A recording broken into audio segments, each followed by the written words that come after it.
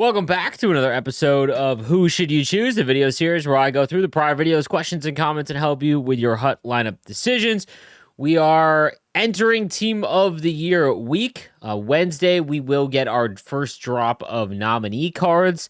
We have no idea how those are going to work. It does appear that they are going to offer a discount to making a Team of the Year item. But other than that, there really isn't any other info. Be sure to pay attention to the channel. I'll have an update if any of that changes. But yeah, as it stands right now, it doesn't look like we have any other info. So just to get that in mind, let's go over last video's questions and comments. And we'll start first with Mr. Gray. He says, hey, Sleeves, do you think that the Team of the Year nominee cards are going to be usable to play games with? For instance, think the Fox card will be an 89 and upgrade if you got Team of the Year. Asking since I have his captain card at 86. Thanks for the input. That's a good point. I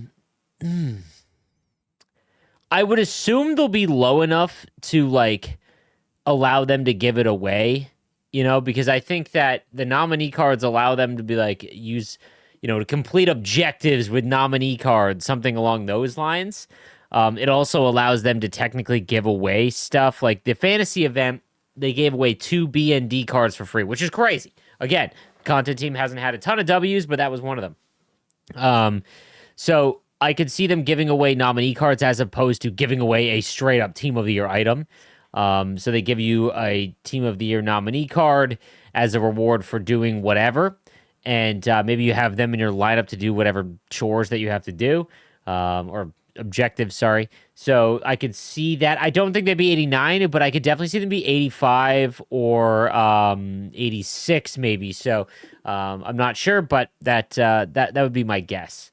I went Gretzky. Iggy plays above his card's stats. Good to hear. My No Money Spent video, which will be up probably tomorrow.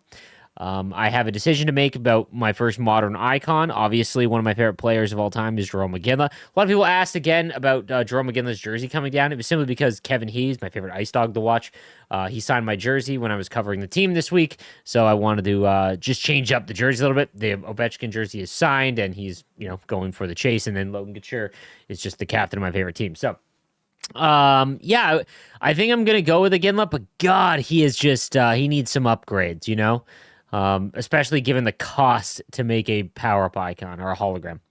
I don't understand how it's 2025 and we still don't have a way to filter our players' stats by online offline. I don't care how many points I put up while doing my chores offline. I want to know how I'm performing in a card online. 100%, man. There's so many little quality of life things that just don't make sense in 2025. So I can touch on this. There was a lack of server space available that EA had prior to this year. So it was the reason why we couldn't have leaderboards or stats like in general, because all of the stats that you can see after a game, those are basically lost for the most part, like puck possession with a certain player, which is huge.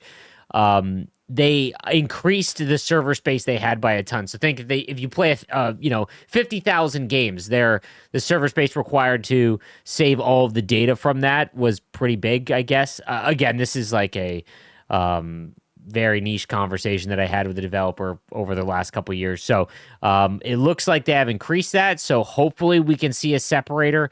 I would just love, like, while HUT got a complete redo this year, we got a new mode, the XP path, all of that. Big changes inside of HUT.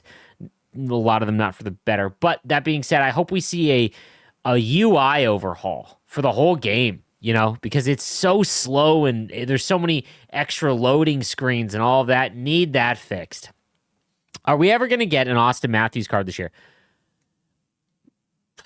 It blows me away that he hasn't been an event card yet. Like, I get not giving him a card like Team of the Week or Game Breakers or anything like that. He's been hurt, pretty underwhelming this year, but it blows me away that, like, one of the best players in the world and most popular players in the game, just his only card is his base card and his cover athlete card at launch of the game. That's a big miss. I don't know. I don't know. European player here. When I play online, EA servers tend to be very inconsistent. One evening, I play the game, feels fluent and fast. 2 hours later, it's sluggish, slow, and even lags from time to time. Even though I checked my ping, it was below 20 ms like always. I know FIFA's Ultimate Team players experience something similar. Also, you North American players, why does this happen? Just overload the servers. There was an issue last year, I believe, where oh, Padre had it. It was a certain provider, AT&T. It was like at 7 p.m. AT&T would just like get hammered when it comes to Xbox, and the NHL video game just like couldn't handle it. Like you couldn't load into World of Shell. It was crazy. And I wonder if it's like, I know me personally, because I'm a creator and upload is like an important thing for me. 99% of the people that have internet don't pay attention to their upload, but my upload gets hammered during peak hours so that the provider can like allow grandma to watch her Netflix uninterrupted, right? So it could just be, I would note the times and see if it's the same, because if it is, then it's probably an internet issue. It sucks, but that might be it. So um it's absolutely ridiculous that my soon-to-be 92 Sebastian Repo fantasy card will only have 85 speed. It's unbelievable that I have almost an unusable 92 in January. This is like an issue with the speed stat in general, because it is literally just the most important stat. You know, it's the first thing we look at. It's crazy that like there should be like rails on cards though. Like, you know, at a certain point, I think that when cards like this slow, eventually, because all cards are going to get to 99. You know what I mean? They're all going to get to 99. But based on where they start, skating only goes up by 0.5, right? So his skating was so low that like that was just the issue. But they could easily just one randomly, like if he goes to 93, bump his skating up to 89 for that one, right? And just keep going. But it sucks that like that's the case. They're just setting it and forgetting it, and they're just hitting +1, and that's what's happening. So he's not even going to be really all that great until 99. It's a lot like Fabian Zetterlund. I talked about that a lot, because he's just like what his overall is across all attributes. His skating is just like kind of mid. It'll be like 99 is where you're going to see it, right? What's the point to have game changers if they don't talk to you guys? This is last talking about how we haven't had any contact with the content team really in terms of like ideas or like our feedback session. Brother, we are unpaid gameplay testers. That is how I view being a game changer at this point, or a design council member. We don't get paid, you know, different to everyone's opinion that we get paid by EA. And in the summertime, we basically beta test the game for free. Yeah, they don't. Again, the other developers and other sections of the game, they do have conversations quite a bit. So it's not like everyone is pointless. But the content team, they don't view us as, or the game changer group as a useful tool. Instead, they just, I don't know, ridicule us in the background. Hey, Slaves, this Team of the Year is going to be interesting. I rewatched your Team of the Year 20 video. It makes sense now. I wonder now if they will make B&D Team of the Year sets, for example, like Fox and Kucherov being nominees. Also, will the nominee cards be able to upgrade like X Factors or icons by paying to upgrade? Last year, remember how X Factor McDavid was better than Team of the Year McDavid because he had gold wheels. So having Kucherov and Fox may be more beneficial. I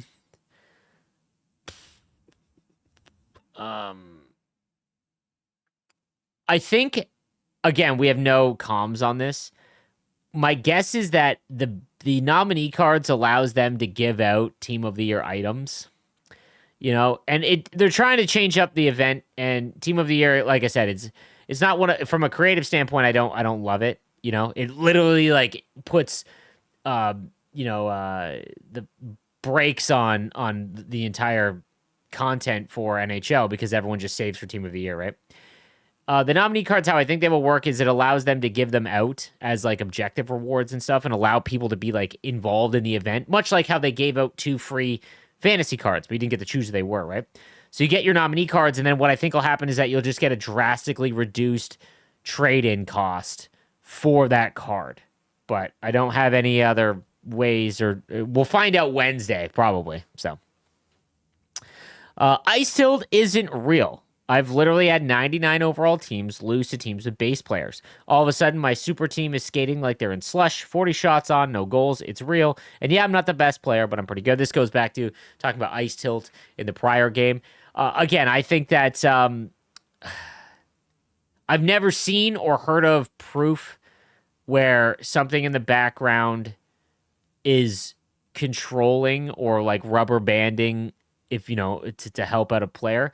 I just don't know how you create a hockey game that doesn't code in luck, and I don't know what luck looks like, right? Hockey, there is a massive luck element in hockey, and in a video game that doesn't always parlay to like good, you know, because you're playing a video game, it's ones and zeros. If you do something, you expect X result, right?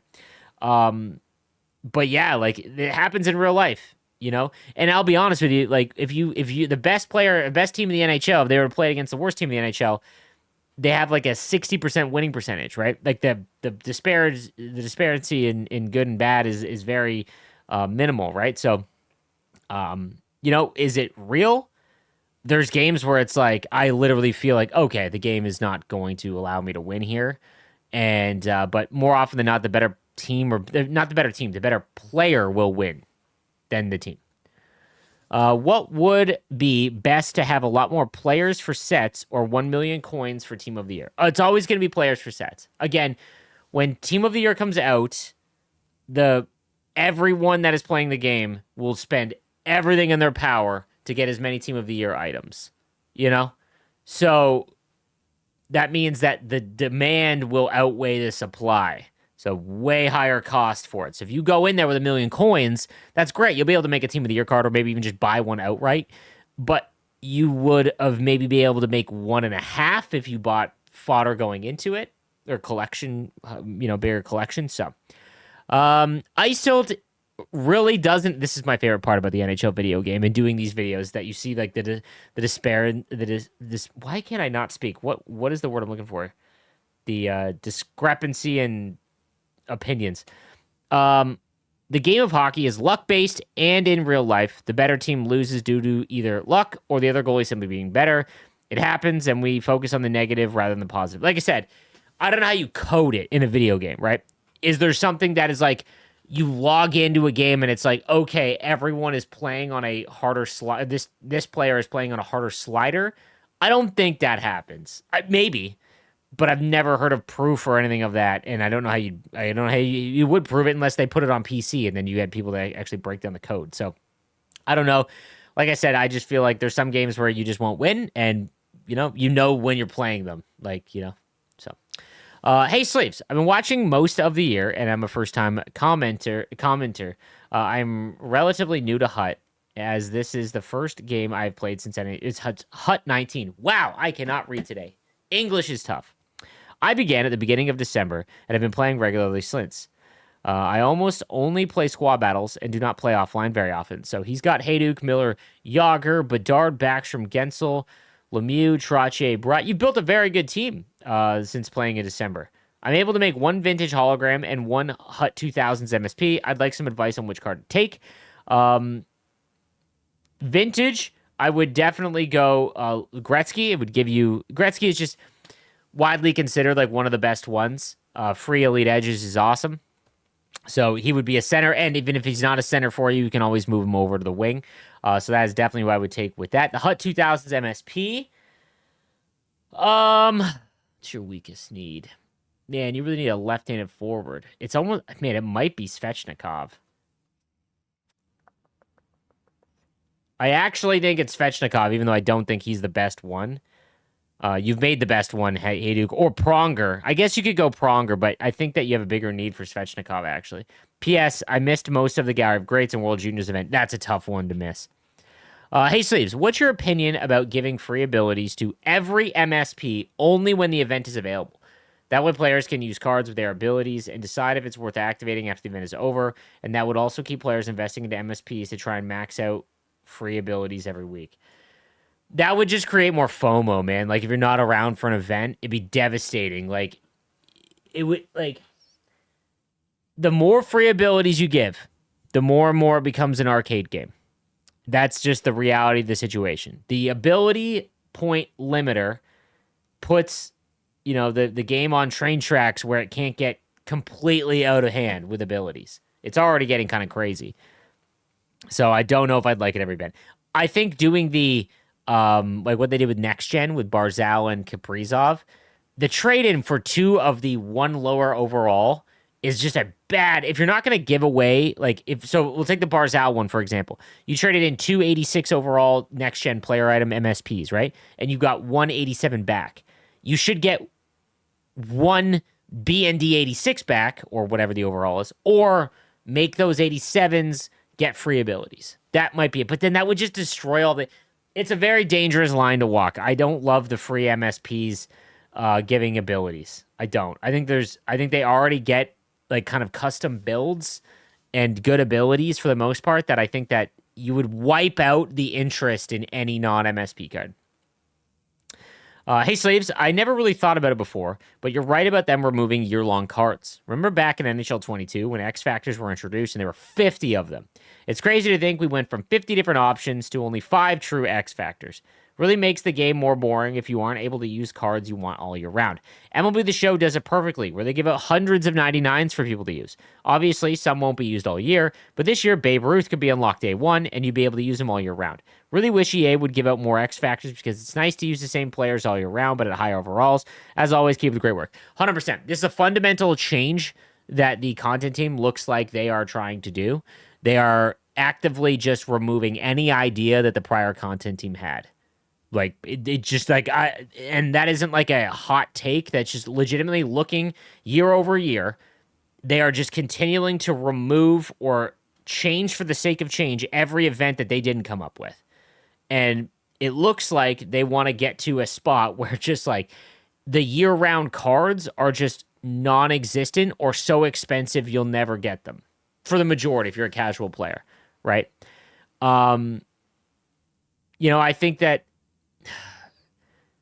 it makes so the NHL video game, what it does well is every Friday, every Friday, it is interesting. Whether you want to admit it or not, you log on to Twitch, my channel, the video game itself, and you see what is the new event. That is an advantage that they have over MLB. MLB does content monthly, essentially. And then they sprinkle in like headliner cards where it's like one new high-end card. But for the most part, it's like once a month content comes out in MLB, and it's just an insane amount of content, right? I think the NHL does it very well where it keeps interest the whole year, and every Friday you get this big spike in interest, right? And if you were to remove the year-round chase cards, those events would be even more exciting because it's like, okay, I have no option to build towards something that's year-round, so I've got this. And it would probably end up meaning more money, maybe. But the thing that I don't think they're realizing is that what makes Ultimate Team, not just HUT, Ultimate Team so good is that it's like an RPG of a sports game. The reason why Versus is dead in all sports games is because you're given a team and you're just playing the game against against another player, right? But all you're working towards is a leaderboard. You're not working towards building your own team. You're given what you're given. I think the ultimate team aspect is building your team. You play HUT every day or every week to build your team, right? And those chase cards have such a desire because you get to use them all year round. And I don't know if having too many of them is bad or removing them entirely. I don't think they'll get rid of them entirely. I don't, because I think they're cash cows. I mean, look at it. Dude, the amount of money that they made because people were chasing the the holograms and McDavid early on because there was just no content. Like, if you go back to launch of the game, and they didn't even figure out objectives, right, to give away cards, and it was just the XP path, and there was nothing. People were spending thousands because there was no way to get 75 and above cards, right? And I actually feel bad for people that spent money in this game because they didn't even give you packs that were worth it. That was what was brutal. So, I just think that it's a major issue that they are not either understanding from the player base, or they are just so dead set that this is the way it'll be. But yeah, like we have 5 X Factors. Dude, there's 32 NHL teams. That's like and the X Factor cards should be one from every team, upgrades throughout the whole year. Because that, at least, if you are a fan of the Seattle Kraken, you get Beniers' X Factor, and at least you have that player that you can follow. The lack of real life content is just so limited this year that it's tough. I would love to. Okay, if you are a Redditor or a nerd like all of us, I want you guys to go and check how many cards. I don't know how to do this. I don't know how you would do this. But I would love to see how many cards were put in the game this year, as opposed to last year's game, or even the one before in NHL 23. It's a fraction. And more, or like, that doesn't mean that like having just more cards is better, because obviously if they're trash cards, like no one's gonna, whatever, that no one even looks at them. But my goodness, man, it just feels like there's so little cards, and when you have so little cards that actually represent what's going on in real life, it just sucks. Like, I have come to realize over the course of this year that when it comes to content, people want active players. Hut Champs, it's so funny. The Hut Champs player rewards, right? They are getting complained about a ton, even though a guaranteed former team builder, which is the meta in the grand scheme of things, the Hut Champs cards are great cards for competitive play. Like, if you were going to take cards from a certain event or style, team builders would be it. Right? But people don't like it. It's boring because it's not active players and there's no choice to them. It's just that it's one card. It should always be a choice. It should always be a choice. But the team of the week, it went from a full team to 6 players. And sometimes it doesn't even make sense. Game breakers are like every, I don't know, random week. It's not even at a set cadence. It's like, we should do game breakers this week. It's just a lack of planning. They need to find a way to reward in real life stuff. So that's definitely what they need to do. But it is what it is. That's going to do it for episode 70 of Who Should You Choose. I appreciate everyone who has watched all these videos. I'll continue uploading them throughout the year. It was fun. If you want to watch it live, be sure to check me out on Twitch, twitch.tv/NoSleeps12. Also, there will be like massive Team of the Year streams, so be sure to check out the channel if you want to see all the stuff immediately when it goes live. Thank you guys again for watching. I'll see you next time. Have a good one.